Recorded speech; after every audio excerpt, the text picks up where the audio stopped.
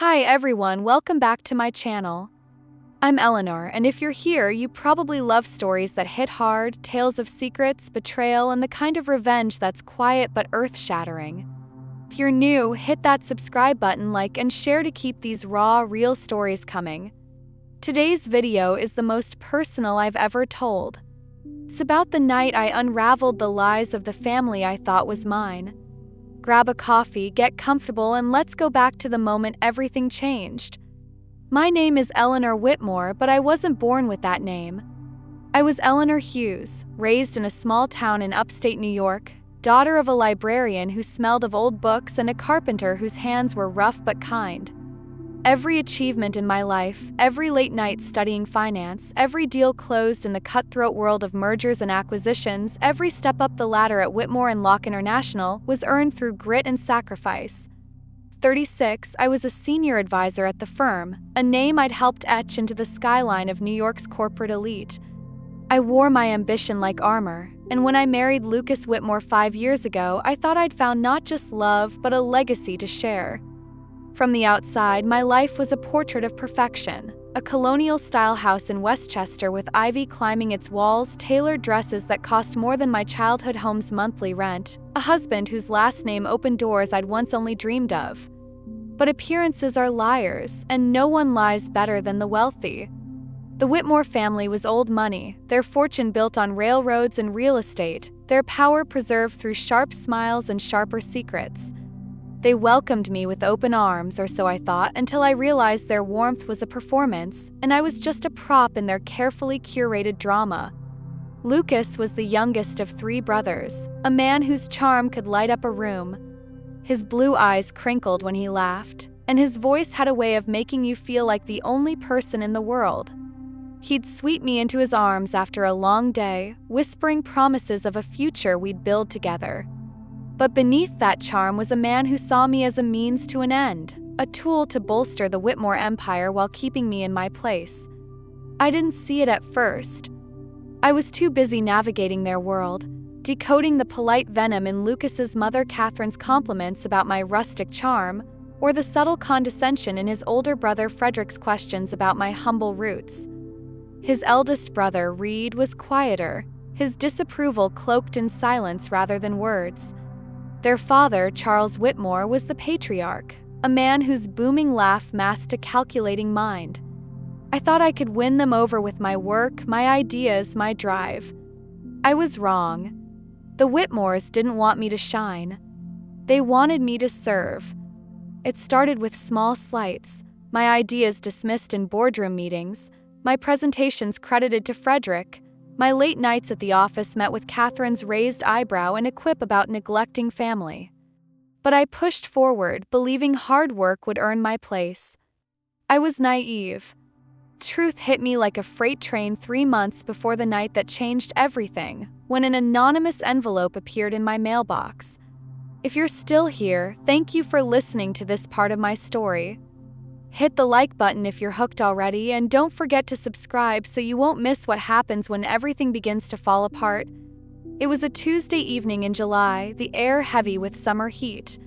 I just returned to our Westchester home after a brutal day at Whitmore & Locke, my briefcase stuffed with notes for a $1.2 billion merger with a French energy firm, a deal I'd spent a year crafting, my career's crowning achievement. Lucas was away, as he often was, on a business trip to Chicago. His absences had grown frequent, his excuses vague, a late meeting, a delayed flight, a client dinner. I'd learned not to ask too many questions. The envelope was tucked between utility bills and a flyer for a local bakery. Plain manila, no return address, just my name, Eleanor, in sharp block letters. I assumed it was a missed delivery, maybe a colleague's misplaced tax forms. But curiosity, or perhaps intuition, urged me to open it. Inside were documents that made my stomach lurch, copies of wire transfers, confidential emails, and a contract I'd thought was lost. The contract for the energy merger, now stamped with forged signatures and altered figures. As I sat in my study, the papers spread across my mahogany desk. The truth sank in like ice water. Someone had stolen my work, funneled it through shell companies tied to the Whitmore family enterprise, and claimed it as their own. The emails were the worst. Cold, calculated exchanges between Lucas, Frederick, and Charles. Frederick wrote, "Eleanor's instincts are sharp, best to use them discreetly." Lucas replied, "She's too focused on her work to notice. To move the assets quickly." Charles's response was a single line, "Approved," to keep her out of the loop. They'd taken my project, my sleepless nights, my pride, and turned it into their profit, all while I smiled at their Sunday brunches and played the dutiful wife. I didn't cry. I didn't scream.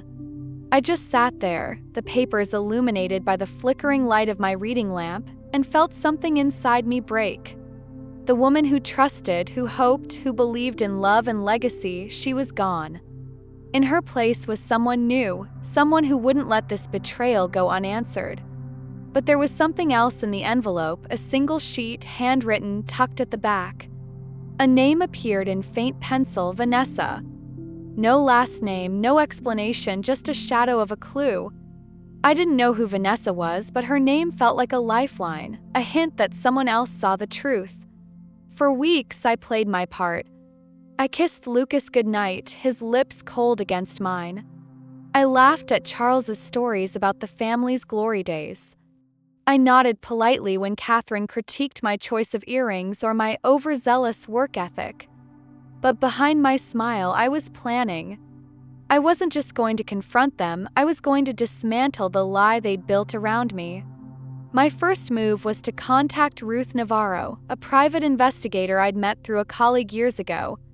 Ruth ran a small firm out of a dusty bookstore in downtown Manhattan, her office hidden behind shelves of forgotten novels. She was in her 50s, with sharp eyes and a no-nonsense demeanor that made you trust her instantly. Over coffee in her cramped back room, I handed her the envelope and told her everything, the stolen contract, the emails, the betrayal. Ruth flipped through the documents, her expression unreadable. "This is bigger than a stolen deal, Eleanor," she said finally. "These wire transfers, these shell companies, they're siphoning assets, laundering money through the Whitmore empire. If we can prove it, you could bring them down." "I don't just want to prove it," I said, my voice steady despite the fire in my chest. "I want them to face it. Publicly." Ruth nodded, a glint of approval in her eyes. "Then we need more. Bank records, internal memos, witness testimony. My team can dig, but it'll take time, 3 weeks, maybe 4. Can you keep them off guard?" I thought of Lucas's hand brushing mine, his easy lies, the way Catherine's smile never reached her eyes. "I've been doing it for years," I said. Ruth's team went to work, tracing the shell companies, hacking into deleted emails, and interviewing former employees who'd been pushed out by the Whitmores. Meanwhile, I began orchestrating the event that would become my trap. A grand family celebration at the Wellington Grand Hall, ostensibly to honor Charles's 60th birthday and announce a new family investment initiative. The Whitmores loved their spectacles, and I knew they'd come, eager to bask in their own importance. Every detail was deliberate. I chose the Wellington for its grandeur, marble floors, crystal chandeliers, a stage that commanded attention. I hired Ruth's team to pose as staff. Marcus, my lead contact, as the event photographer, Sarah, a tech specialist, as a waiter. Even the valet attendants were Ruth's operatives, equipped with hidden cameras and microphones. I designed the seating chart to place Lucas, Frederick, and Charles at the center, their allies, business partners, socialites, loyal cousins, surrounding them like a fortress I was determined to breach. But the mystery of Vanessa lingered. I spent nights poring over the documents, searching for clues. Her name appeared again in an email fragment, buried in a chain about cleaning up loose ends. Whoever she was, she knew the Whitmore's secrets, and she'd chosen me to expose them. I couldn't shake the feeling that she was watching, waiting for me to act. I also noticed something else. Lucas's behavior had shifted. He was home less often, his phone always buzzing, his excuses flimsier. I'd seen him linger too long with his secretary, Jenny, a young woman with sharp eyes and a smile that felt too familiar. Ruth's team confirmed my suspicions with photos, Lucas and Jenny at a hotel, their hands brushing in a way that wasn't professional. I filed it away, another piece of the puzzle, another betrayal to unveil. October 12th arrived crisp and golden, the Wellington Grand Hall shimmering under a twilight sky. Guests poured in, men in tailored tuxedos, women in silk gowns, their laughter as polished as the crystal flutes in their hands. The Whitmores were in their element, Catherine greeting guests with her icy warmth, her pearls gleaming like armor. Frederick shaking hands with the confidence of a man who'd never been challenged. Reed watching silently from the sidelines, his disapproval a quiet weight. Charles held court at the head table, his booming laugh masking the predator beneath. Lucas found me near a floral centerpiece, his smile as disarming as ever. "Eleanor, darling, you've outdone yourself," he said, kissing my cheek. His cologne was sharp, expensive, artificial. "Thank you, Lucas," I replied, my voice steady despite the pulse pounding in my ears. "I wanted tonight to be unforgettable." He raised an eyebrow, curious, but I turned away, my navy gown catching the chandelier light. Ruth's team was in place. Marcus, disguised as the photographer, adjusted his camera, its hidden microphone active. Sarah glided between tables, her tray hiding a recorder. Every move, every word was being captured. As the evening unfolded, I watched the room like a chessboard. Catherine's gaze lingered on me, suspicion flickering in her eyes. Frederick whispered to a business associate, his glance darting my way. Jenny was there too, hovering near Lucas, her smile too bright, too knowing. I smiled back, the picture of deference, but inside I was counting down the minutes. Program began with a soft chime, the event coordinator's voice cutting through the hum of conversation. "Ladies and gentlemen, please take your seats for the evening's toast." The room fell silent, hundreds of eyes turning to the stage. I stepped forward, my heels clicking on the marble, my heart steady despite the weight of every stare. Lucas's gaze was sharp, calculating, but I didn't flinch. "Thank you all for coming," I began, my voice clear and firm, carrying through the hall. "Tonight we celebrate family, legacy, trust, the bonds that hold us together." A murmur of agreement rippled through the crowd. But tonight is also a reckoning. The air shifted, a collective intake of breath. I held up the manila envelope, its edges worn from weeks of handling. 3 months ago, I received this. Inside are documents, wire transfers, emails, a contract I drafted for Whitmore and Locke International. A $1.2 billion merger I built from scratch, stolen from my office, forged, and used to siphon assets into shell companies controlled by this family. Gasps punctuated the silence. Charles's face tightened, his knuckles white around his glass. Frederick leaned forward, his jaw set. Lucas stared at me, his charm replaced by cold fury. "Lucas Whitmore, Frederick Whitmore, and Charles Whitmore," I said, their names falling like stones, "have conspired to steal my work and betray the company I helped build. Their actions are not just a betrayal of me, but of the legacy they claim to protect." The room erupted in whispers. Catherine's lips pressed into a thin line, her pearls gleaming like a shield. A man in the back, Carter, a smug friend of Frederick's, muttered loudly, "She's barely scraping by in that rented apartment. Who does she think she is, playing at this level?" The words stung, a reminder of my life outside these gilded walls. My apartment in Brooklyn, with its peeling paint and creaking floors, was a far cry from the Whitmore estate.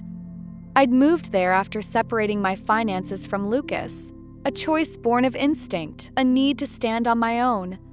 It was modest, but it was mine, earned through years of sacrifice. I met Carter's smirk with steady eyes.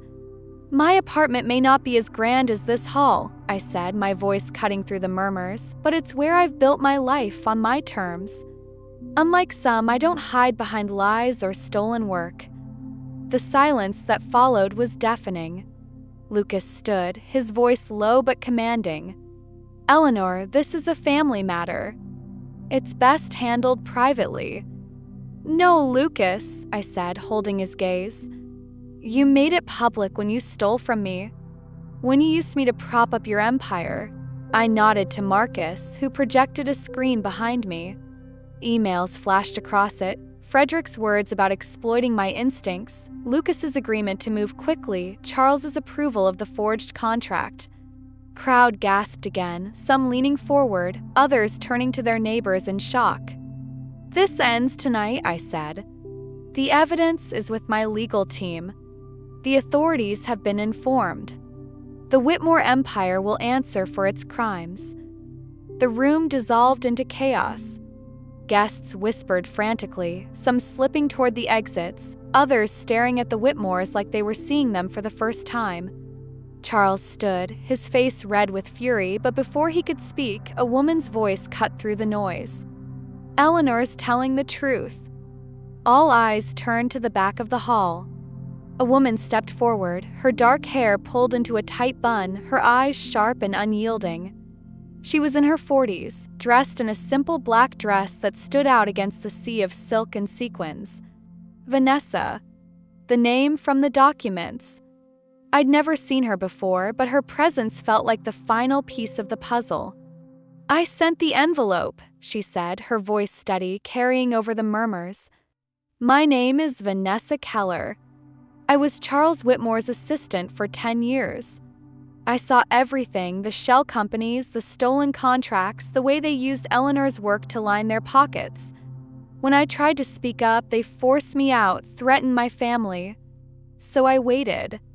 And I watched." Crowd parted as she walked toward the stage, holding up a USB drive. "This has everything, bank records, recordings, proof of their crimes. I gave Eleanor the first piece, but this is the rest."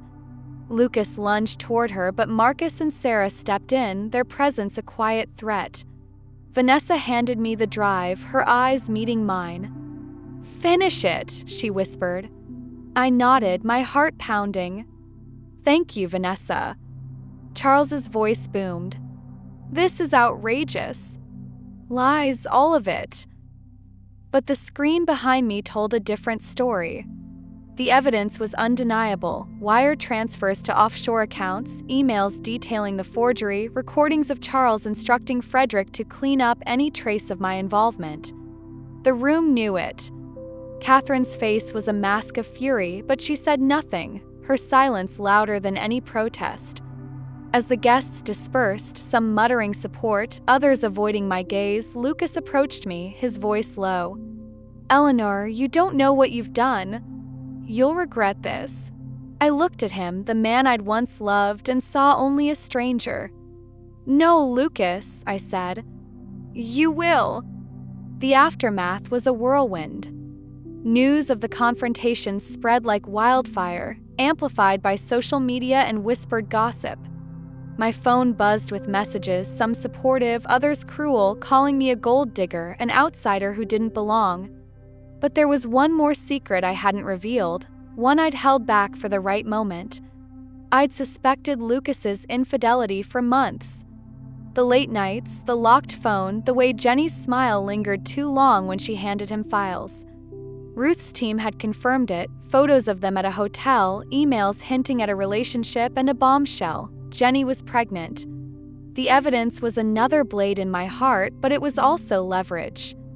I chose a family dinner a week later to expose him. The Whitmores, battered but still clinging to their facade, had invited me to their estate to make peace. I went not for peace but for closure. The dining room was a study in tension, the long mahogany table set with crystal and silver. Catherine sat at the head, her pearls gleaming, her smile a weapon. Frederick avoided my gaze, his hands fidgeting with his napkin. Reed watched silently, as always. Lucas tried to play the doting husband, his hand brushing mine. I pulled away. Jenny was there, invited as a family friend, her presence a calculated move by Catherine to assert control. She sat across from me, her smirk barely hidden. "Before we move forward," I said, standing, my voice cutting through the clink of silverware, "there's one more truth to share." I slid a photo across the table, Lucas and Jenny caught in an embrace outside a hotel. Lucas has been having an affair with his secretary, Jenny. She's pregnant. The room froze. Catherine's fork clattered to her plate. Frederick's face paled. Reed's eyes flickered with something like disgust. Jenny's smirk vanished, her hand instinctively touching her stomach. Lucas stammered, "Eleanor, this is—" "The truth," I said, cutting him off. "You've lied to me for years. You've stolen from me, betrayed me, and now this. I'm done." I walked out, the sound of Catherine's sharp intake of breath following me. The whispers no longer hurt. I'd reclaimed my voice, my truth, my power. Back in my Brooklyn apartment, I spread Vanessa's documents across my kitchen table, the USB drive beside them. Peeling paint and creaking floors felt like home now, a sanctuary earned through years of sacrifice. The drive held enough evidence to trigger investigations, lawsuits, and headlines. The Whitmore empire was unraveling. Charles faced fraud charges, Frederick's assets were frozen, and Lucas was ousted from Whitmore and Locke. But it wasn't just about revenge. It was about rebuilding. My friend Olivia, my anchor through the chaos, sat with me that night, her hands squeezing mine over cups of chamomile tea. "You did it," she said, her voice soft. "You're free." "Not yet," I said, smiling. "But I'm getting there." I filed for divorce the next week. The legal battle was brutal. Lucas's lawyers tried to paint me as unstable, a scorned woman out for revenge. But Ruth's evidence was ironclad, and Vanessa's testimony sealed the case. She'd been more than an assistant, she'd been a silent witness to the Whitmore's crimes, collecting evidence for years after they'd forced her out. Her courage gave me strength. The media frenzy was relentless. Headlines screamed about the Whitmore scandal, and my name was everywhere, hero to some, villain to others. Carter's words about my apartment haunted me, but I leaned into them.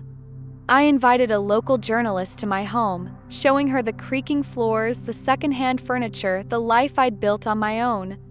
The article, "The Woman Who Took Down an Empire," went viral, and for the first time, the whispers weren't cruel, they were admiring. I started consulting again, this time on my terms. Clients who'd once overlooked me now sought me out, drawn to my reputation as the woman who'd exposed the Whitmores. My apartment, once a symbol of struggle, became a badge of independence. I didn't need the Westchester house or the Whitmore name. I had my work, my truth, and a future I'd shape myself. Vanessa and I stayed in touch. She'd moved to Boston, starting over with her own small business. Over coffee one weekend, she told me why she'd sent the envelope. "I saw myself in you," she said. Someone who deserved better than their lies. I couldn't let them win again. Her words stayed with me, a reminder that this wasn't just my story, it was the story of every woman who'd been underestimated, silenced, betrayed. I'd fought for myself, but also for her, for Olivia, for every person who'd felt the weight of someone else's power. I have drawn 3 valuable lessons from this story. Lesson 1, truth sets you free. Hey, it's Eleanor. Truth? It's not just words, it's freedom. When I found that envelope exposing Lucas and the Whitmore's theft of my $1.2 billion merger, I could have stayed quiet, kept playing the perfect wife. Instead, I spoke up at the Wellington Grand Hall, showing their emails and forged contracts to a room full of their elite friends. They thought my small-town roots made me weak, but truth doesn't need wealth to win. Carter's jab about my Brooklyn apartment hurt, but I stood tall, knowing my truth was stronger than their lies. With Vanessa's evidence, I broke their empire. You've got to speak your truth, even when it shakes you. Gather your facts, find your allies, and let it out. Whether it's a cheating partner or a shady boss, truth cuts through. Freed me from their control, gave me back my voice. Tell your story, it's your power. Lesson 2, resilience is my anchor. It's Eleanor again. Betrayal stings, but resilience keeps you standing. Lucas's affair with Jenny, the stolen contract, it could have crushed me. But I leaned on the strength I built as Eleanor Hughes, scrapping my way up from nothing. My Brooklyn apartment, with its creaky floors, wasn't the Whitmore estate, but it was mine, earned through my grit. When Carter mocked it, I didn't flinch, I owned it. Planning the gala, working with Ruth Navarro, exposing the truth, that was me refusing to break. Even learning Jenny was pregnant, I didn't crumble. I used it to end Lucas's lies at that family dinner. Resilience isn't ignoring pain, it's acting through it. You've got that strength too. When someone betrays you, dig into your core, your skills, your heart. My apartment's my sanctuary now, proof I don't need their world. Find your anchor and rebuild on your terms. Lesson 3: Allies make you unstoppable. Hey, Eleanor here. Alone, I was just a wife they underestimated. With allies, I brought down the Whitmores. Ruth Navarro's team turned my suspicions into proof, sneaking cameras into the gala. Vanessa, the whistleblower who sent that envelope, stepped up with a USB drive full of their secrets. Her courage matched mine. Olivia, my best friend, kept me grounded through every late-night doubt. Together, we were unstoppable. They thought their wealth could silence us, but our shared truth was louder. You don't fight alone. Find people who get your fight, friends, mentors, even strangers with the same scars. Ruth's grit, Vanessa's evidence, Olivia's heart, they gave my truth wings. Whether you're facing a toxic job or a personal betrayal, build your team. Choose allies who lift you up and you'll move mountains. We did. And that's where I'll leave you today, my friends. The road ahead was long, legal battles, late nights, rebuilding from scratch. But for the first time, I wasn't afraid. Truth, once set free, has a power all its own. If you're still here, thank you for listening. Hit that like button if you're rooting for me, and subscribe for more stories about standing up, fighting back, and finding your voice. Drop a comment, what would you have done in my shoes? I'll see you in the next one.